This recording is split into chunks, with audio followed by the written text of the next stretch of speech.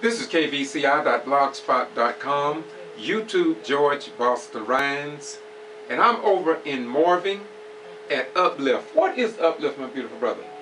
Uplift is a facility where we take care of homeless people and people that don't have anywhere to go. We provide services for them. We help them with the GED programs and any other special needs they may have. Okay, and give me your name. I've been here before. I came the other day and I met you before. What's your name? My name is Brian Paul. Okay, and tell me what took place. I was informed about an event that took place over here. It was real good. I've been here before. I recorded. I put it on YouTube, and we want to do an update on what's going here. And tell us about that event that happened on the 20th of September here in the city of Morven, Georgia. Yes, sir. On September the 20th, we had a community forum luncheon. We provided lunch. People from behavioral health came. People from South Georgia Medical Facility came. From Greenleaf and other organizations, as well as the churches. And what it was is we informed them on what we did, where we were at, where we're going, how we help the community, how they can help us, and also to answer any questions or concerns that the community may have at large, and provide the information of services as well from behavioral health. And like I say, South Georgia Medical Center, they told us, let us know some of the services they could provide, and other agencies did as well. Who came to this event the other day? Who came? I think J.C. Cunningham, who's running for the District 175, which includes Thomas, Brooks, and Lowndes County. Who else came and who spoke? Yes, sir. Rita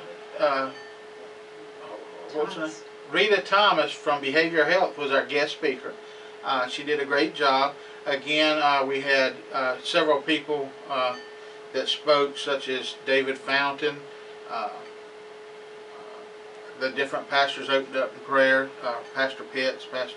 Okay, so you just had a lot of people to come and address it, and who did they talk to? Just talk to the people here, or other people came in? The whole luncheon. The whole luncheon was open to the community. We sent out invites to the community, local government agencies, and all the local community, and it was just a mixture of people who came. Some of the individuals that came to the meeting actually had clients housed here. So, like I said, it was open forum for anyone. Okay, when you say open government, that means the city of Morven, the town of Morven, did you say anything out to Quitman? Quitman, Brooks County, Valdosta, Lowndes County, even all the agencies there were invited, all of our surrounding areas. Yeah. We actually sent letters. What about press releases to the news media? Did you all send anything out to the news media? We certainly did. We sent a letter out and follow-up call to the Quitman newspaper as well as the Valdosta newspaper. So we'll be expecting something in the Quitman Free Press and probably the Valdosta Daily Times the next few days, or have something already ran? Neither one showed up, so I'm not sure that they were. What about the TV station? Did you all notify them? No, sir. You didn't notify them? Okay, it may be a good idea in the future to notify them as well. Greg, he tried to cover stuff like that. In fact, I've talked to him about Uplift, and he supposedly came down here and did some interviews and a couple of shots, so maybe in the future we can get that done. I'm impressed with what you all are doing here. Who started this Uplift Incorporated? Who started this? Tyrone Terrell 5 years ago started Uplift. He moved down from another area, and he actually had started something in Moultrie, Thomasville areas. Then he moved to Morven and started this facility. He said it was a calling on his life. Lord had laid on his heart to open up a center where he could help the homeless and the people in need, and it's for people who wanted to help themselves get out of the hole. We understand that things happen. Some folks, as the stats we read the other day, one in 194 people each year will become homeless, and there's over 680,000 homeless people a year, with 250,000 of them not having anywhere to lay their head at night. They're actually homeless on the street. So Tyrell and his wife, Lisa, came to this area and opened up this shelter for that purpose. Okay. How have the community, as far as Morven government, how has it related to, how have they worked to help or you in what you're doing here? Or put it like, let me rephrase that. Do you feel like you're getting pretty good participation, or you think it could be better? I think as far as the Morven government goes, I think they don't really understand what we're doing here, and that was one of the reasons for the open forum, to get information and allow them to ask questions and get the answers from not just us, but from other agencies that deal with the same type of people, and get the true answers so that they can understand what we're doing. They don't understand that all homeless people are not mental. All homeless people, those are myths. You know, they put a place like this, one of the top 10 myths is, if you build a place, more homeless will come. No, we're actually taking care of the needs of the people who are already here. And I don't think they really understand that, or due to whatever reasons. Some of them, of course, are medication, and if they don't take the meds, you know, they can act strangely, and Morven don't understand it. I think that they don't understand what we're dealing with. Right. And I just guess that they will act more strangely if they don't have a place to stay, and that's the problem. Some people on the street, just a couple of days ago, Mr. Robertson and myself met a guy that was living on some of his property that he's renting, and staying in one of the back rooms of an abandoned house. So at least this provide a facility somewhere where they can live and have some comforts of a normal life. Would you not say? That's correct. Where they can bathe, they're fed. We try to give them tasks to do here. We're looking for mentors for some individuals. Just like I explained in the meeting, you know, it doesn't take much if you're doing some work on your home to use that to help train someone, give them a skill, help them to better themselves. Some people are just down on their luck and need help. Some of them made bad choices, but if they have nowhere to go, that's what we're here for, and try to help them. We've got several here working towards a GED. It's just when they're on the street, they have no way to go. Have you reached out to Georgia Technical College or Valdosta State University for any level of support or mentorship with your people here? And if not, it may be an avenue that you could reach out to.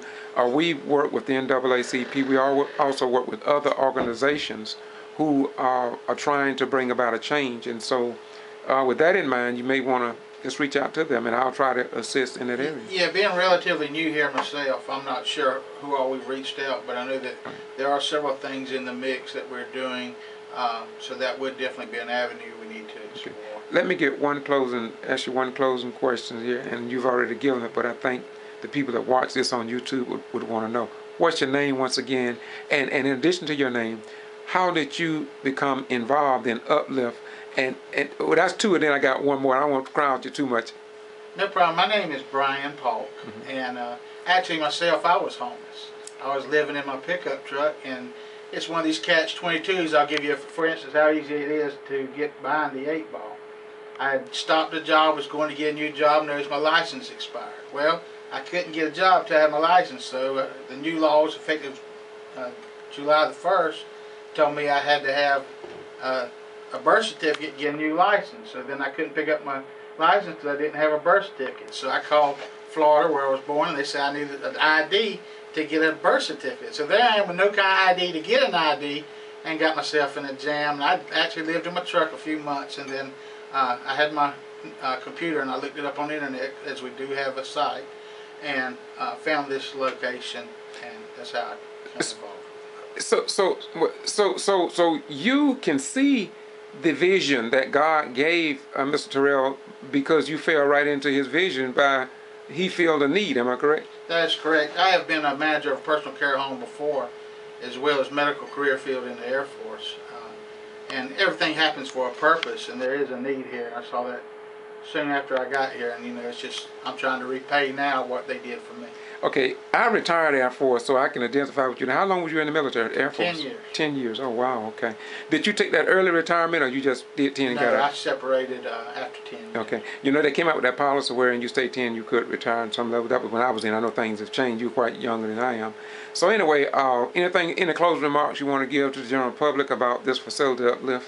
Yeah, I just want to let you know we do not receive any funds from any kind of government agencies.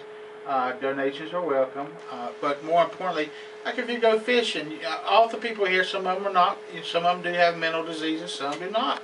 It doesn't take much to take them fishing or to mentor or to help, you know, brighten their day.